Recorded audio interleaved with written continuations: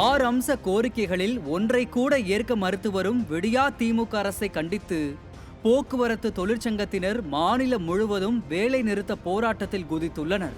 இதனால் செய்வதறியாது குழம்பி போன விடியா அரசின் போக்குவரத்து துறை அமைச்சரோ தொழிற்சங்கங்களின் நிர்வாகிகளுடன் பேச்சுவார்த்தை நடத்தி தீர்வு காணாமல் அனுபவமே இல்லாத தற்காலிக ஓட்டுநர்களை வைத்து அரசு பேருந்துகளை இயக்க முடிவு செய்தார்.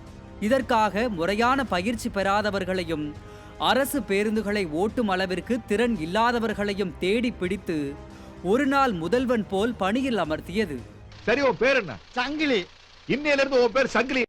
கங்குலி. அப்படி அரைகுறை ஓட்டுநர்களை கொண்டு இயக்கப்பட்ட அரசு பேருந்துகள் ஆங்காங்கே விபத்துகளில் சிக்கின. குறிப்பாக கள்ளக்குறிச்சி மாவட்டம் உளுந்தூர்பேட்டை அரசு பணிமனையிலிருந்து விருத்தாச்சலம் செல்லும் அரசு நகர பேருந்தை தற்காலிக ஓட்டுநர் சையத் உஸ்மான் என்பவர் ஓட்டிச் சென்றார். பணிமனை நுழைவு வாயிலிலிருந்து வெளியே வந்தபோது பேருந்தை தாறுமாறாக ஓட்டி சாலையின் ஓரத்தில் நிறுத்தப்பட்டிருந்த 8க்கும் மேற்பட்ட காவல்துறையினரின் இருசக்கர வாகனங்களை துவம்சம் செய்தார். பின்னர் அரசு பேருந்தை நடு ரோட்டில் நிறுத்திவிட்டு துண்டை காணோம் துணியை காணோம் என தற்காலிக ஓட்டுநர் ஓட்டம் பிடித்து விட்டார்.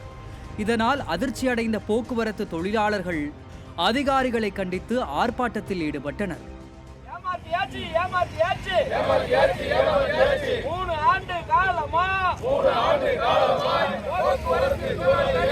6 அம்ச கோரிக்கைகளை உடனடியாக நிறைவேற்று. இதேபோல் கடலூர் மாவட்டம் விருத்தாச்சலத்திலிருந்து திட்டக்குடி நோக்கி சென்ற அரசு பேருந்தை தற்காலிக ஓட்டுநர் சுரேஷ் என்பவர் ஓட்டிச் சென்றார். அப்போது சாலையில் தாறுமாறாக ஓடிய அரசு பேருந்து ஷோரூமில் இருந்து வந்த புத்தம் புதிய கார் மீது மோதி விபத்து ஏற்படுத்தியது. இதையடுத்து பேருந்தில் இருந்த பயணிகள் அனைவரும் நடு ரோட்டில் இறக்கிவிடப்பட்டனர். இதேபோல் கன்னியாகுமரி மாவட்டம் ஆரல்வாய்மொழி பேருந்து நிலையத்தில் தற்காலிக ஓட்டுநர் ஒருவர் ஓட்டிச் சென்ற அரசு பேருந்து அங்குள்ள ஃபேன்சி கடை மீது மோதி நின்றது. இந்த விபத்து தொடர்பான காட்சிகள் இணையத்தில் வெளியாகி பெரும் பரபரப்பை ஏற்படுத்தியுள்ளது. போதிய அனுபவம் இல்லாத தற்காலிக ஓட்டுநர்களை வைத்து அரசு பேருந்துகளை இயக்கி கல்லா கட்டுவதில் மட்டுமே போக்குவரத்து துறை முனைப்பு காட்டி வருகிறது.